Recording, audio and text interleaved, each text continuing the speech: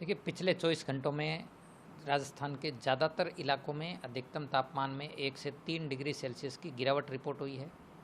सबसे ज़्यादा अधिकतम तापमान फतेहपुर में 48.4 डिग्री सेल्सियस रिपोर्ट हुआ है। इसके अलावा पिलानी में भी तापमान 48 डिग्री से ऊपर रिपोर्ट हुआ है। इसके साथ में साउथ राजस्थान के जो इलाके हैं, जहाँ बाड़मेर और जोधपुर, इन इलाकों में भी पिछले 2 दिनों से लगातार तापमान में गिरावट रिपोर्ट हो रही है। इसके अलावा जो हीट वेव और सीवियर हीट वेव का जो दौर है, वो पिछले 24 घंटों में खासकर उत्तर पश्चिमी और उत्तरी राजस्थान के भागों में ही रिपोर्ट हुआ है। अगले 48 घंटों में अधिकतम तापमान में और 2 से 3 डिग्री सेल्सियस की गिरावट होगी।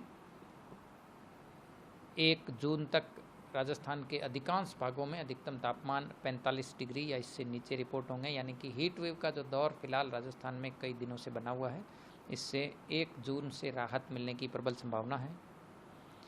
एक नया पश्चिमी विक्षोभ भी अगले 24 से 48 घंटों में सक्रिय होने की संभावना है। इसके असर से राजस्थान के जो उत्तरी भाग हैं, खासकर शेखावाटी क्षेत्र, जयपुर संभाग, भरतपुर और जो बीकानेर डिवीज़न के कुछ इलाके हैं, इनमें 31 मई को दोपहर बाद कुछ स्थानों पर थंडरस्टॉर्म एक्टिविटी हो सकती है।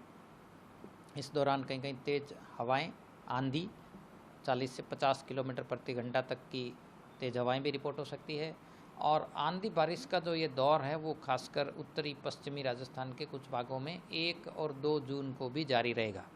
तो कुल मिलाकर आने वाले दिनों में तापमान में गिरावट होगी। एक सक्रिय पश्चिमी विक्षोभ के प्रभाव से आंधी बारिश की गतिविधियां दर्ज होंगी और जो हीट वेव का दौर है, उससे राहत मिलने की संभावना है। इसके अलावा अगले 5-4 दिन राजस्थान के कुछ भागों में स्ट्रॉन्ग सरफेस विंड्स यानी धूल भरी तेज़ हवाओं का प्रभाव भी बना रहेगा। इस दौरान जो हवा की गति है, वो 25 से 35 किलोमीटर प्रति घंटा तक की रिपोर्ट हो सकती है।